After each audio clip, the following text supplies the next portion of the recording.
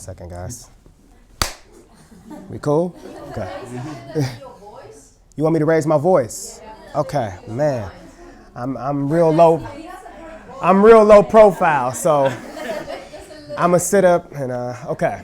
So, I'm from Cleveland, Ohio. My name is Abernathy, and I have an album out called Epilogue, and the album focuses on restoration after heartbreak. So I'm talking about the journey back after being in a relationship with someone, the trauma that I experienced, and how to get back to a place of wholeness and not letting that relationship define me. So while I was going through this whole process, I thought to myself, I can't be the only person that goes through this type of thing. So I set out as I was touring last year, and I just started interviewing my friends around the world and asking them 4 questions. And today, Charles is going to do a live epilogue conversation with me, and I'm inviting you into the conversation. So please, raise your hand if you want to chime in, if you have anything that you want to say. It's a group conversation. Everybody cool with that? Yeah. Yes. All right. You ready for this? Yeah. He looks a little nervous. All right. So, first question. There have been times in my life when I felt unworthy of love. Have you ever felt that way? Definitely. Definitely. I felt that way in a few past relationships where I would say it was pretty toxic, and where my feelings and my needs, my wants, my desires weren't valued. Right. And I didn't feel safe to express those things either. I would say stuff from my childhood as well, I went through a pretty, I would say, I'm not to say that I have a history of toxic relationships, but they happen. Yeah. And I got over one about a year ago, and there was a lot of, I don't even know how to say it, it's just putting, her feelings over mine. Right. And I've just felt a lot of self-betrayal. And kind of through that self-betrayal, you kind of lose, you lose yourself. Yeah. And you kind of don't know what's up from down, and you kind of sacrifice, your desires for the needs of someone else. Right. And I should have, to be honest with you, as a sidebar, as soon as you get into a relationship and that starts to happen, that's when you really should run for the hills. Okay. You I should hear just you. be I need to get out of here because this is an unsafe space. Right. And so for me, there was a lot of things that I worked through from, not feeling self-worth, like I mentioned, stuff from my childhood and stuff. And so thank God for therapy. Yes, thank God. Because if I didn't have therapy, especially this last year through this relationship, I don't know where I'd be right now, to be honest with you. Right. It was chaotic. So it's cool I love when people say, that they recognize the trauma and they say I should have ran for the hills, but really you needed it. Yeah. You needed it to take place to guide you to therapy. I feel like everything that happens to us, it happens for a reason. And I truly believe that God, he curates experiences. He'll bring you the same experience, time and time again until you get the lesson. And so, when you said, I don't want to say that I'm in, a bunch of, toxic relationships, but maybe you were. And that's okay. You know what I mean? Don't, I've had to learn, it's okay to say, I'll talk about myself. I feel like I was in toxic relationship after toxic relationship after toxic relationship, and God was like, Aaron, I'm trying to show you something. I'm trying to show you something about yourself. You have self-worth issues. And I'll say this, to growing up, all of us have trauma from growing up. No one is excused from that trauma. Nobody gets to escape it. It has nothing to do with your parents. You just have trauma, you know what I mean? Whether you come from 2-parent household, no parents, parents dying early, 1 parent, school will bring you trauma. You know what I mean? It comes from everywhere, you know what I'm saying? A bad teacher, somebody bullying you, a bad relationship, it goes on and on. People have been raped, molested, verbally abused, physically abused. There's so many things that happen to us in our younger years, adolescence, and even in college, like where we are literally in our adulthood trying to overcome our childhood, you know?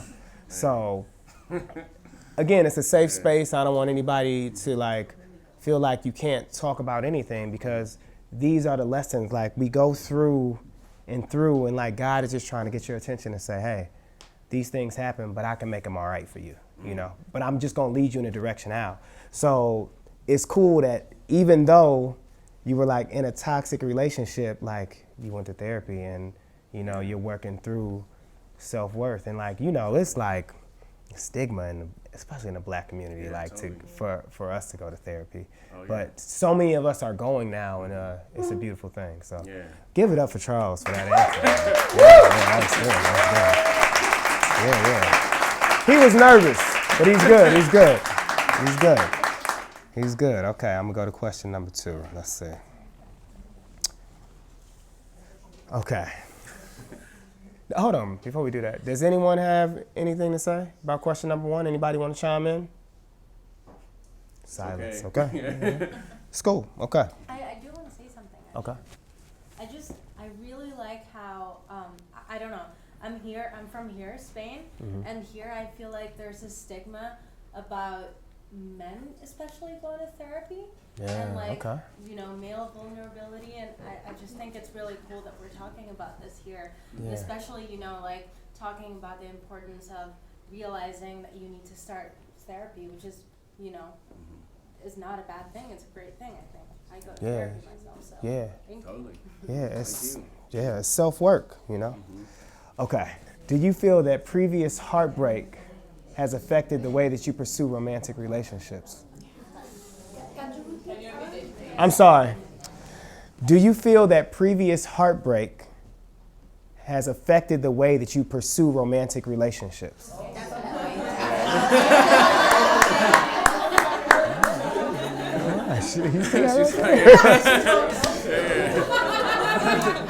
I'm healing from a heartbreak right now, so I'm like, everything. I feel it. We might bring you to the couch. No.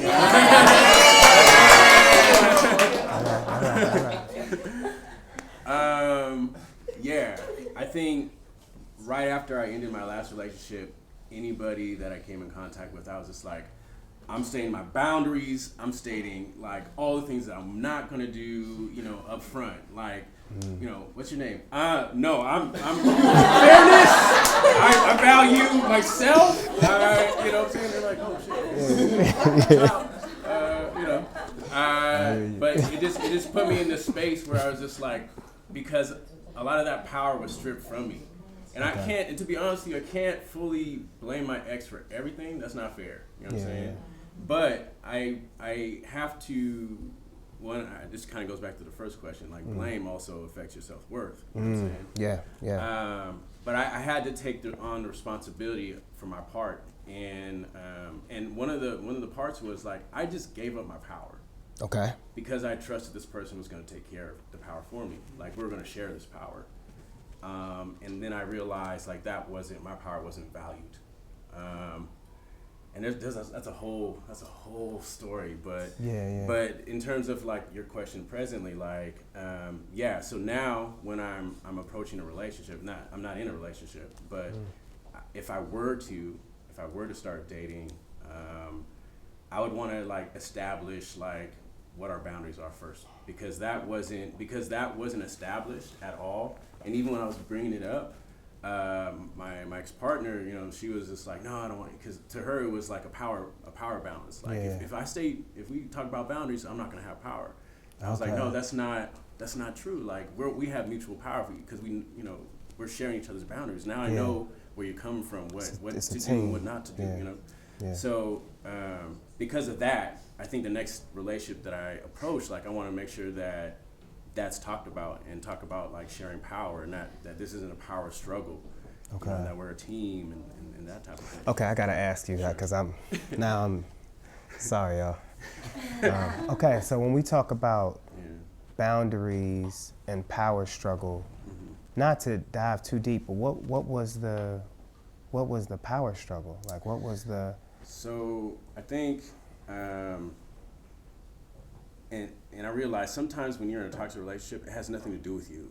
Definitely. You know, these people are bringing all their stuff, all their traumas, mental health conditions into a space where that's supposed to be loving and supposed to be, you know, you're supposed to have like reciprocity and all these things.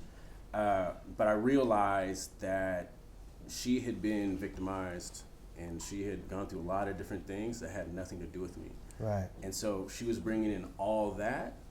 Yeah. And I think by us like talking about like boundaries, I think in her mind she must have felt like, well, if we talk about boundaries, then I won't have the power that I need.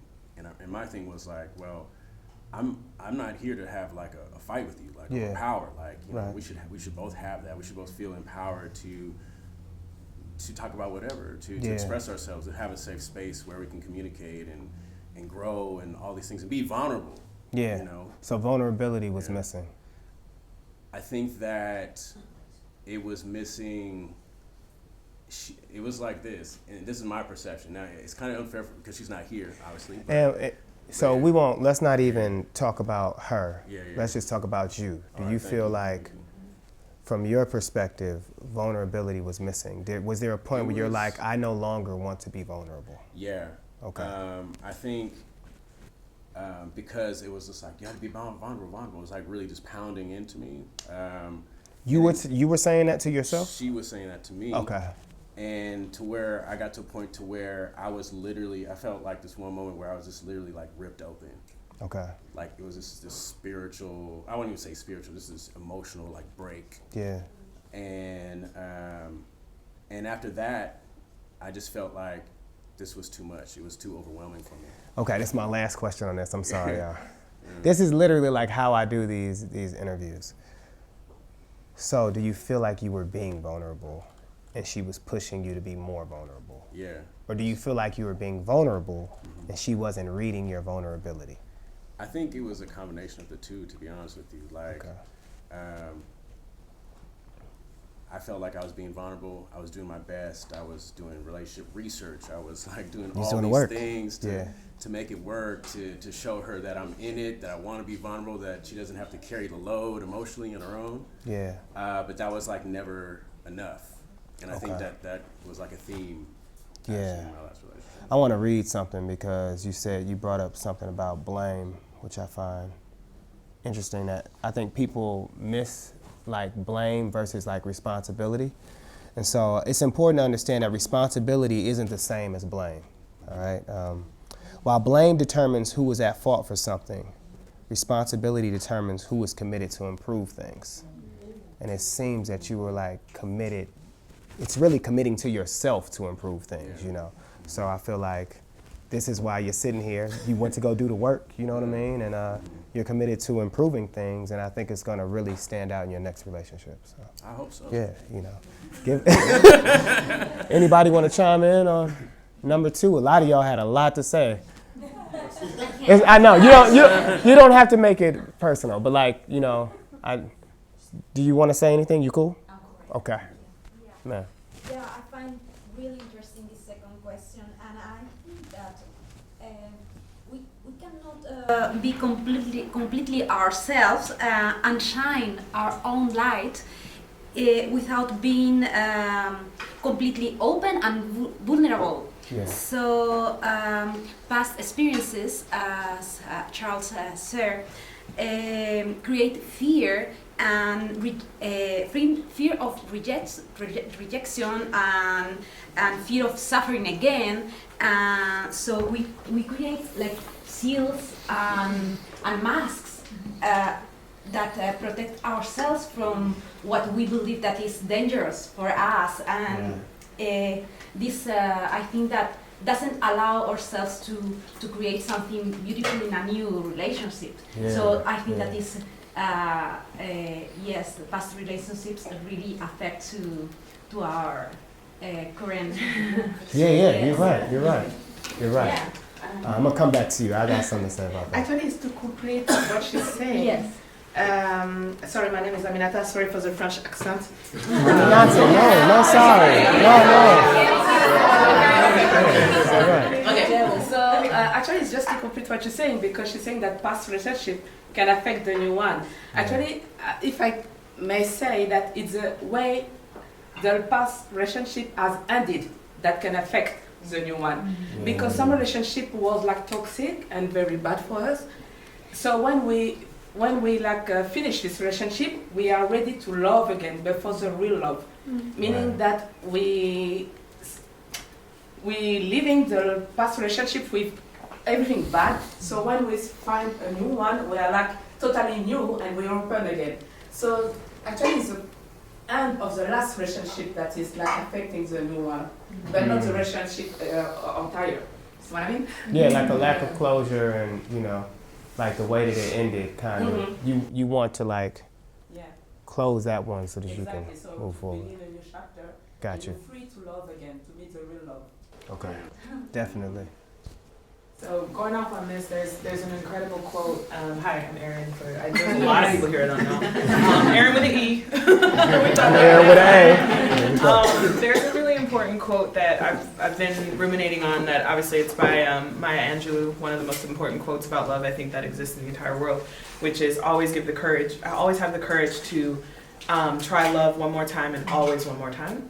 And I feel that whether you identify with that or you're super just feel super damaged and that you can't be open to love and what love could look like, depending on, I think a lot of the issue that a lot of us have when we kind of going off of what both of you guys are saying is that we try to recreate the best and most euphoric and most exhilarating part of a love that we had before, and we almost sometimes put out of our minds how it ended or why it ended, or the parts of that euphoric part of love or that relationship that were actually unsustainable from the beginning. And I think it's really important when we talk about that quote, which is so near and dear to me, that always have the courage to try love one more time and always one more time, is that we almost need to kind of shift it and think about always have the courage to try love one more time with everything you know and everything you know you are and that you know you deserve, instead of trying to recreate this moment with a person that you're not that person anymore. That person is no longer in this new relationship, so it's almost naive to kind of try to carbon print that same relationship onto a new canvas. It's really interesting to think about that we should have the courage to love one more time, but like you guys are both saying, try not to take those toxic endings into a new relationship, because they're almost kind of recycling the same unsustainable energy into a new relationship. But to have the courage to do it again, but a different way, is really, really, really important, at least in my experience. If we don't learn the lesson, it will repeat. Exactly. That's the thing, like what Erin was saying earlier about God trying to teach you something, put you in that situation over and over again, and trying to encourage you to do something differently that time, and you either don't value yourself enough, or you don't see yet that this is a pattern that's repeating for a reason. So, Okay, I saw it. Yeah. I think it's me, right? Yes, you. Okay. Thank you for sharing. Actually, to complete what she said, I think it's one thing that you said that I thought was really important, but it's something I would like to touch a little bit more.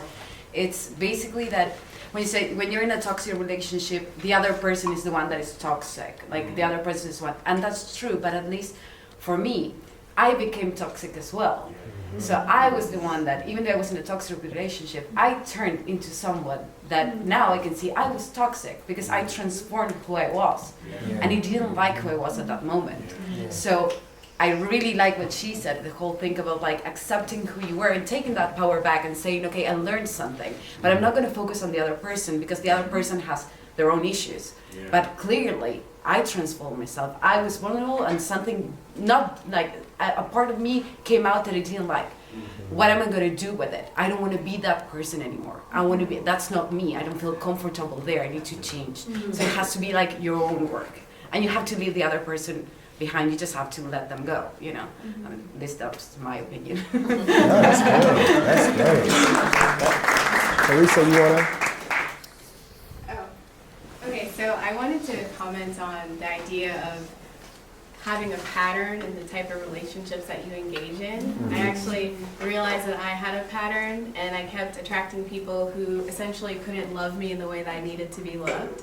And so I responded in this very anxious way. So there's this theory called the theory of attachment, where it's a style that you develop in your childhood, and you kind of it transforms into adulthood. And so I figured out what my attachment style was based on my patterns. And there's a cycle of like an anxious attachment with someone who's very avoidant and dismissive. So the dismissive person is really like independent, doesn't want to send messages, doesn't communicate very often, versus my anxious style, which is like, I want that reassurance, I want someone who's going to communicate with me. And so I had to really analyze myself, why do I keep attracting this energy? You know, because I didn't seek them out, you know, they sought me out. And I was like, well, my frequency is saying, oh, you know, I want someone who can't love me, because basically I've experienced some of that in my childhood, where like, sure, the men in my family love me, but the way they showed it and expressed it wasn't, you know, verbal. You know, they were Caribbean. You know, like they're not gonna like tell you all the verbal affirmations you need.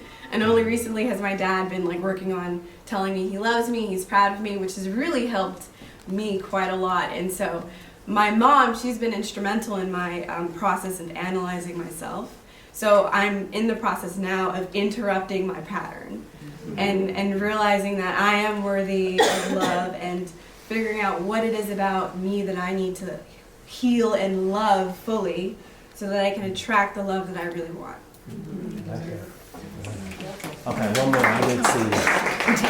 I'm sorry, I don't mean to keep this going. All these responses are super beautiful. And I was really happy to hear what you said, because I definitely identify with that.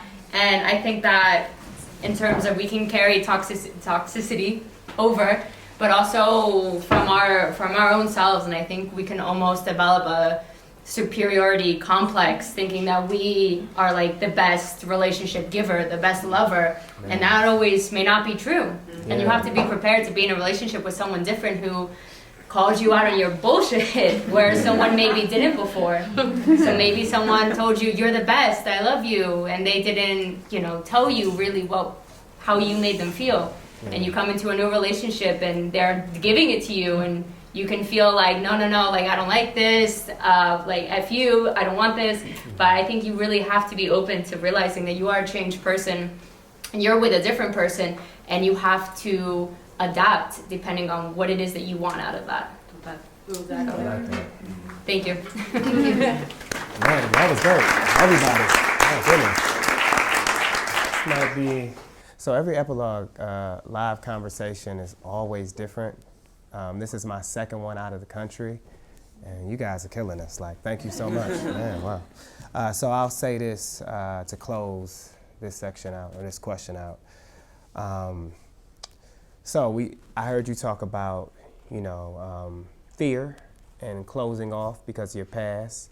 You spoke about like lack of closure and bringing that in. You talked about frequencies. We talked about love and love again. We talked about becoming toxic off of someone else. And I love yours at the end, like when you talked about like being someone who thinks like they're superior in relationship, you know what I mean? And that you can't, I know everything, and like no one else can kind of like call me like out. So like all of that is beautiful because it all fits into that landscape, you know. I will say rejection. I think that is something that men are very familiar with. You know, rejection.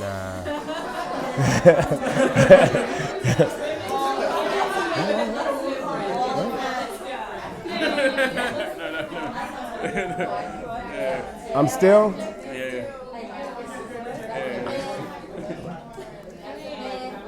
I'm still going to stand in my truth and say, that's okay. See, but I think this is the beautiful thing about it, and being like, the beautiful thing about it and being in a room full of women is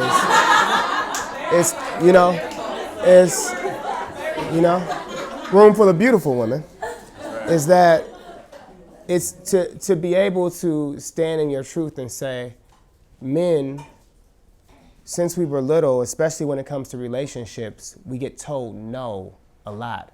I like you. Who cares? Get out of my face. You feel what I'm saying? Like, so there is like I think women often think that like, you're a man, like men get rejected all the time and you can deal with it, you know?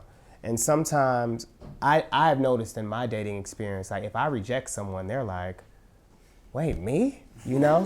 How? You know, because it's like Aaron with the E said, it looks different, you know? It looks different. And so I do want to say, like I say to my sister all the time, rejection often is nothing but redirection, you know? It's not a bad thing, you know? It's something that I think I had to learn, not only in, I'm talking about love, but like where we can all relate when it comes to like rejection is like going after something, you know, like a job, going after a career or, you know, a passion or whatever you love. Like we all feel that, like we all don't like it when it's like, I want to, you know, get to a certain space and something is stopping me from getting there. But if you really deep in your soul know that it's just redirection, it really will open you up. So like that thing that you're fearing when you're like, I'm fearing that, you know, if I meet somebody else that they'll do me the way the other person did. When you close yourself off, you're also closing yourself off to love too, you know? So it's just something to think about. All right, so I'm gonna show 2 videos. These are exclusives from the album. So I only show them at Epilogue Conversations. The world has not seen these, so you're getting 2 exclusive videos from the Epilogue album. The first one is going to deal with a man's perspective, and the second one is going to deal with a woman's perspective within the characters of the album. So the album is an entire story. But before we do that, I'm going to ask Charles another question, which deals with what you guys were doing earlier.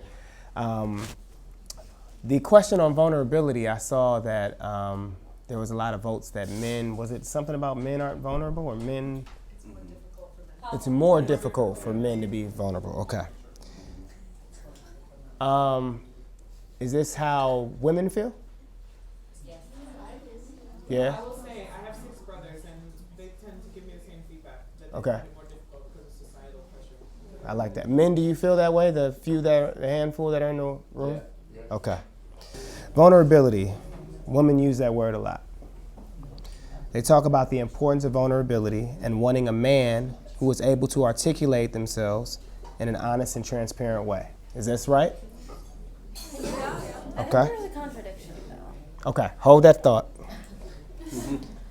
But when you look back on your past relationships, do you think of moments when you may have wanted to be vulnerable but you didn't feel safe? Yeah. Like I talked about my last relationship, but also other toxic relationships that I had. Because, and I think maybe especially because like in my 20s there was this like belief that, oh, you man, and also our pledge of fraternity. And so even in the fraternity, that there's also this like, no, you can't be weak. Right. You know, especially when you're online pledging a fraternity. Right. Not that my fraternity engages in any kind of hazing festivities. Yeah, exactly. But there's this like, there was this like, I remember it very well. Like in my 20s, like, oh, you gotta be a man, you gotta be hard, you gotta be this, you gotta be that. I think also like, growing up in the Bay Area, we grew up in some kind of rough areas. There was also like, well, I don't have time to be sensitive. You know what I'm saying? If you are sensitive, then you're called different kinds of names for being. You could die. You could do whatever. Yeah. I know that sounds bad. I'm from Cleveland, so I know it gets a little real. Exactly. Richmond, California, Vallejo, California. I didn't have time really to be. Also I played football, other hyper masculine activities. Right. That goes on, and I was raised by my mother. Yeah. She's a single parent. Hey, Mom. And she did her best to try to teach me like how to be vulnerable or how to express my feelings and stuff like that. But as soon as I stepped outside the house, it was a whole different ballgame. Like 9 hours of the day, there was messages, this, that, and other, and then watching music videos back in the day, pop, Big, everybody, it was just like just bombarded with all that stuff. So in my 20s, that's how I felt, and in my 30s, it wasn't until like maybe 6 years ago, when I turned 30, that I started to like really backtrack over the span of the last decade, and then further into my childhood, to where different relationships that I had, I wasn't able to voice my emotions or my anything, and so there wasn't any safe spaces really for me to be vulnerable or learn that language. Yeah, because I think it's a learn that language. language. That's good. And so in my last relationship, be vulnerable. I didn't know what to say. I didn't know how to verbalize that. You know what I'm saying, or even how to bring that out of myself. Because I didn't have the language for it. So I really had to dig deep. Yeah. Because I was also being pressured, but also because of therapy. Yeah. Just having to well, shit, how do I feel right now? And to be told that it's okay to feel. Exactly. Yeah. Exactly. Okay. So yeah. Yeah. All right.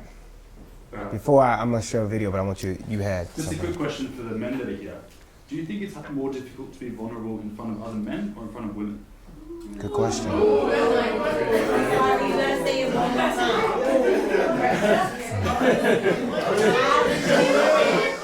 One more time. Hold on. Let him repeat it one more time. For the men that are here, is it more difficult for us to be vulnerable in front of women or in front of other men? I think men.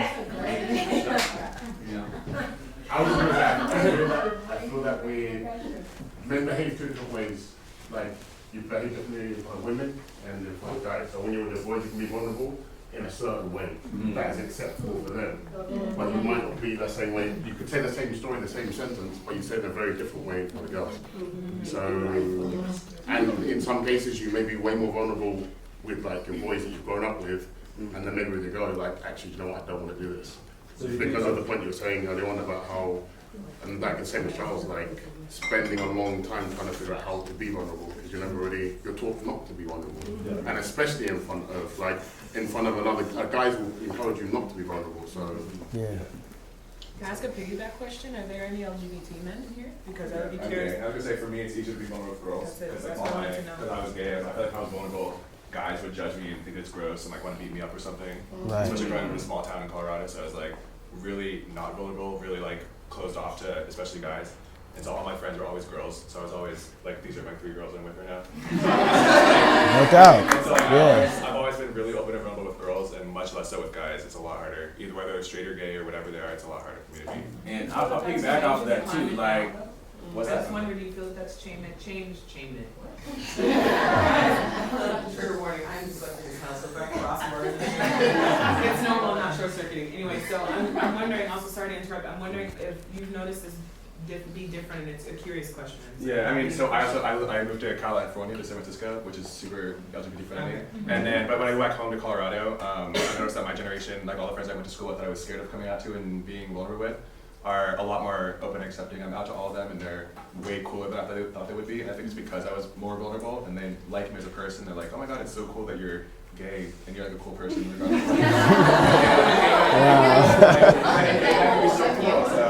I think that I'm trying to work on my vulnerability and being more open with other guys and with people in general, but I definitely feel comfortable with girls. But it's definitely changing. I think it's a lot more open with our generation and the ones after. It's looking a lot more positive for us. I have a question for you then. Do you find as a gay man that you are held up to the standard of masculinity of heterosexual men? Or do you find that you're allowed to be more vulnerable as a woman in terms of societal views? Well, in the gay community, there's still a huge push towards masculinity, and certain people people definitely still look down a little bit on people who act more feminine.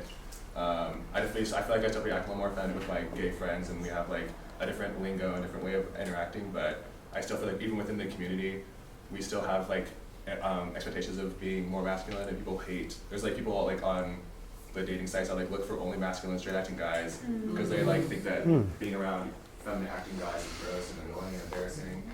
And and I think that I still also subdue myself a little bit in situations like these situations because I don't want to come across as that super gay, queenie. I'm not just a feminine 90s movie gay guy, and maybe sometimes I'm that guy, but sometimes I'm not as much.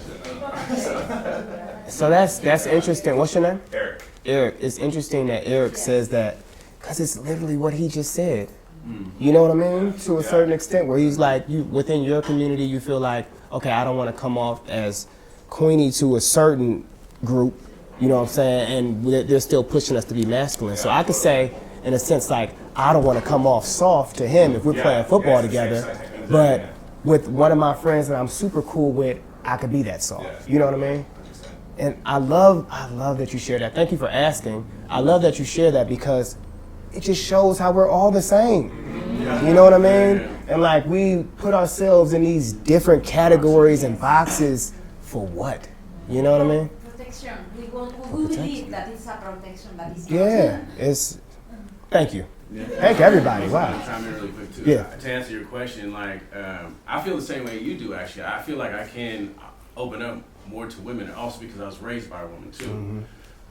So oftentimes I feel like I can share my feelings. I feel safe being vulnerable, or to a certain extent, if I can be vulnerable in front of women. And then I find times where I'm vulnerable with men, it's not something that's said. I find it in like moments of silence that I have with men. Yeah. Like we're talking about deep stuff, and then we take a moment and we just sit. Like literally like this. We always have to. The interest. So I'm gonna show this video in a second, but the only reason I'm saying that is because I was raised by both of my parents, and my dad is like very macho. Like he don't have a lot of words for you, but he has so much encouragement. Like he's just a great man. But like my mom would pull me to the side when I was younger. I'm more of an emotional person. And so like she would pull me to the side and say, it's okay to cry. Just know what you're crying about. And what she was opening up for me was emotional intelligence, you know? And so like, I feel like women, when you're younger, you guys open up this realm of emotional intelligence and vulnerability. And so imagine, we're in Spain, so imagine if from day one, you're learning how to speak Spanish. If Spanish is the vulnerable language, right? You're learning how to speak it, and then I just show up to Spain and I don't know how to speak Spanish. And you're telling me, why don't you know how to speak Spanish? That's how love is. You feel what I'm saying? It gets tricky. So like even with me and you, we know English. And even though we're starting to learn Spanish or vulnerability, when we're sitting here with each other, we're like, do we want to go here? You know what I'm saying? It's always that thought of like, is he ready for it? I know she's ready for it. She speaks it fluently and I'm learning it. And I grew up speaking it fluently too, but like imagine if I can only speak it to you and I speak it with like my brothers and speak it with my friends, you know what I'm saying? Or me and Eric can speak it well, but I'm speaking to Eric and I'm heterosexual and he's homosexual and they're like, why are you always hanging with him? Because he knows how to speak the language and you guys don't, you know? And so it's like this, it is a mind game. And I'm telling you, like we're all going through it together. And that's why I love having these types of conversations because everybody in the room is the same. Okay. Can I just say something real quick? Please. I think I agree with everything you said and everything everyone else said, but I think you also got to be careful sometimes with taking up too much energy from someone just because they speak the same language as you. You know what I mean? Like, sometimes you can really perpetuate certain things. So that's true. For women, you know, like all of my guy friends and my, you know, partners and, you know, men talk to me about emotions, and that's great because I really care about them. I want to help them out. But at the same time, you know, I wonder how many people ask them, and like, you know, I wonder how much time they spend helping other people, you know, trying to figure out all these things about emotions that I, you know, do for free. You know? I know what you mean. Yeah, I know exactly what you mean by that. I feel that way too, so I know exactly what you mean. Okay. Rachel, I might need your help cutting the computer back on. Rachel, your code for the computer? Oh, maybe, I think she showed me. Let me make sure. Okay. Just want to make sure I'm doing this right. Spacebar. All right, let's watch this video.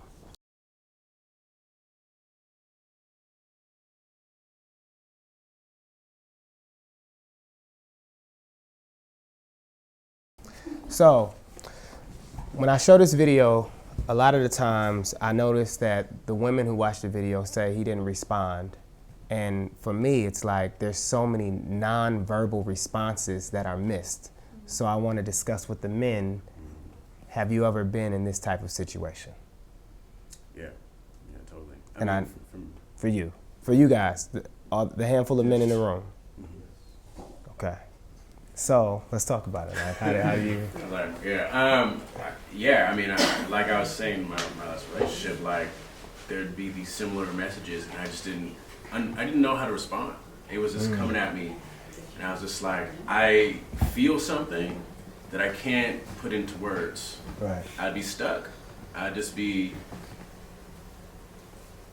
like this. I'd be on the phone. It'd be silence because I had a hard time trying to find. I knew I felt something deep, and I knew I felt, I was hurting or I was overjoyed or whatever. Just a range of emotions. Well, I should say I find it's easier to express my happiness than when I'm in pain. Right. What is that about, though? Like, do you feel? Okay. I'm not even going to ask you. I'll just say what it's about for me now. Okay. So for me, when I see the you and your feelings again, that is like, wait a minute. Like, so am I not allowed to have feelings? Is that the message that is being, sent out? Like, your feelings don't count here, So if I push those down and you come back around next week, like, tell me how you feel. Yeah, exactly. Which one is it? Is it, or tell me how you feel when it's something happy or something good, to your point. But if it's sad and the way that you feel is in correlation with something that I've done, I don't know if I want to hear that, So, it gets, that once again, this is like, we're talking about vulnerable language and how can it be healthy for both parties? So any other men want to speak on, everybody said like, yeah, they've been there. There was one thing that you said that was interesting about the whole non-verbal communication. And after you said it, I realized that I do it a lot. Okay. But not in relationships, day to day. Yeah. I'll look at people, and if they don't understand that I am annoyed by something, offended, I'm like, you're an idiot, and just walk off kind of thing. Yeah. And in relationships, I think obviously communication is very, very important. But I do feel the same way as Charles does. At times, I talk to myself, not all men. There's sometimes where you're in a conversation just I don't know what to say. I don't know what is right to say. And I think a lot of men may have voiced out loud, I don't know what to tell you, I don't know what to say. And I think just kind of get stuck because maybe we're not vulnerable enough, or maybe we just don't know how to process what's in our head and get out. Or maybe you just need time. And that's okay. It's okay to say, hey, you know what? Can we table this for right now? I just need I'm a processor. I need a day. My grandfather always says, rest in peace, he always said, don't make a decision within 24 hours, Sleep on it. Give some time, give yourself some time so that you can make a solid decision, And so sometimes we don't know what to say. And there's a difference between how people deal with things. I remember dating a young woman who she needs to talk through it.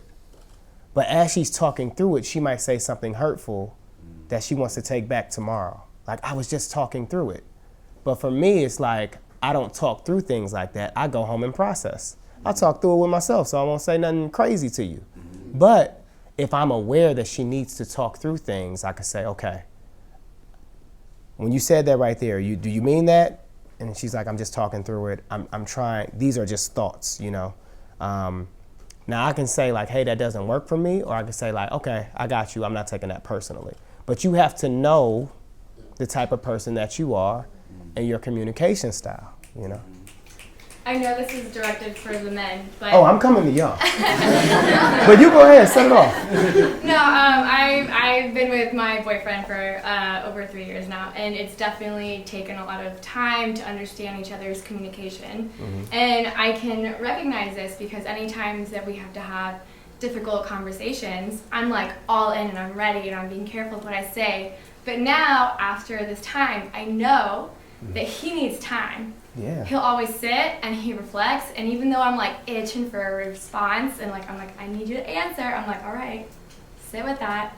And the next day, in 1 or 2 days, he comes to me and I know that he's really taking it all in, and then he's ready to talk. at the beginning, I was like, I don't understand why you're not responding. Like, I'm opening up my heart to you, like I'm telling you how I feel, and you're just sitting in there staring at me or closing your eyes and saying like, I don't want to do this. And I'm like, right now we have to. So it definitely, it takes a lot, and now I understand. Right, that you know you have different communication styles. That's good. And so it hasn't been easy. And but I'll say to that, I've dated a woman who was like, I don't want to have these deep conversations. You always like to go deep. Here comes Aaron Abernathy, going deep again. You know what I'm saying? And it's like, so it can go both ways. You know what I'm saying? Because like I grew up with emotional intelligence, so I'm like, I'm feeling this way. I want to have a discussion about it. And it's like, can we just watch a movie? Like, I don't want to, you know what I mean? So it goes both ways, you know, so, yeah. This is the last one then. Like, we'll let the women speak on, you know, their side of it. Please. Thank you. So I actually see this in terms of the relationship that I have with my brother, because he's someone that I love deeply, even though he's not my partner. And he became a very different person than I became. And so I think about that a lot, like why? Like what happened in your experience growing up opposed to mine? Why am I so much more vulnerable than you are? We both have the same parents. And what I realize now, though, is that there was a lot of language directed at my brother from myself and from my mother, telling him to be something. Like, why are you sitting on the couch? Like, get up. Why aren't you working hard enough? Why aren't you doing this hard enough? Because those were the people that we were. Like, are you listening to me? Why don't you care about us? Like, why don't you show us that you love us? Like, things like this that were a steady stream of things that were projected on him when he was not that type of person. And I think now that's changing, but there were a lot of times when no one sat down with him to ask him what's going on. You know, we come from divorced parents, and I don't think that's something my brother and I ever dealt with together. I think we dealt with it very separately. And he ended up being very different from it. And I think he did a lot of things on his own versus I talked to my mother more. And so it's one thing that I'm looking back on, would like to have gone back and have changed things for him. And now going forward, knowing that I don't want to talk to him like that anymore, no matter what he does. I just don't want to do that. That's dope. That's dope. That's really good. Different experiences. Same house, only different experiences.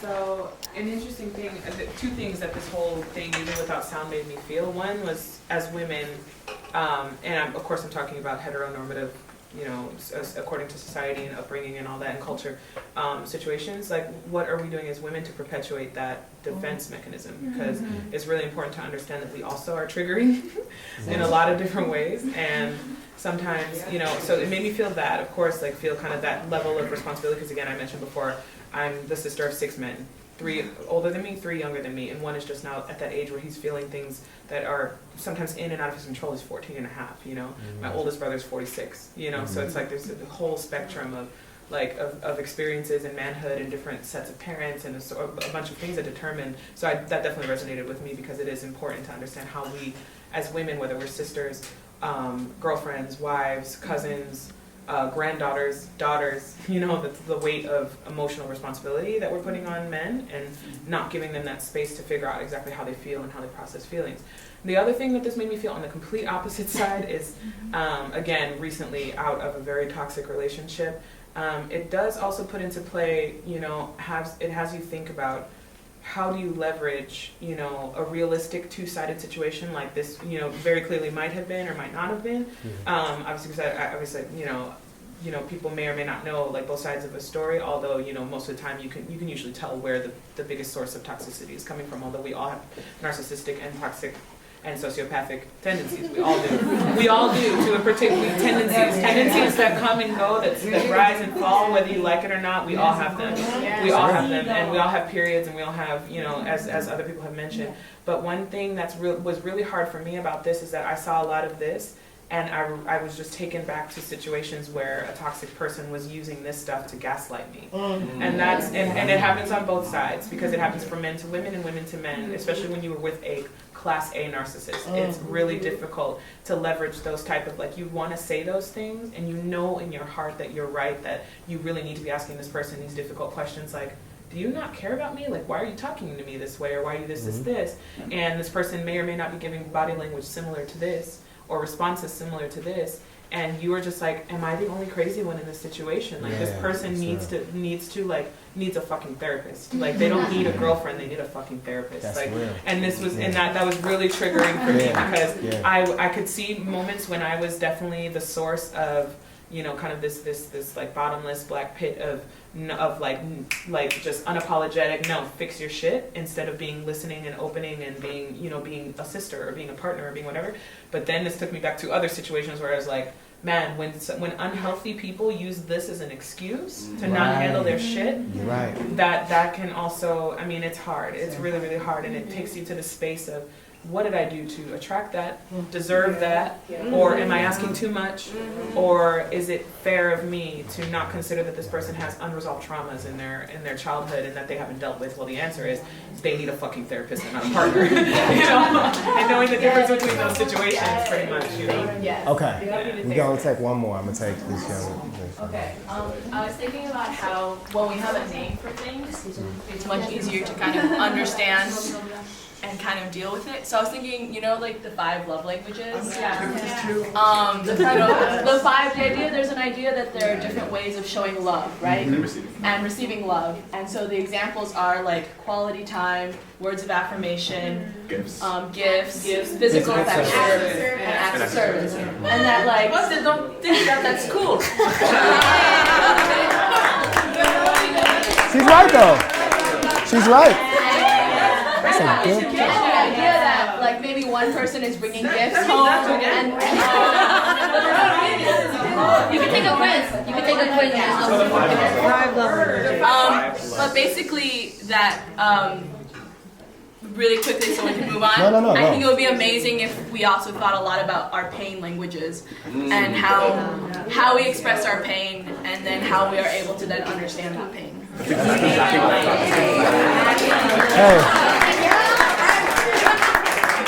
And what I love about that, what's your name? I'm Elaine. Elaine, you might need to write the book. I'm serious. You know what I mean? Seriously. Like that, I believe.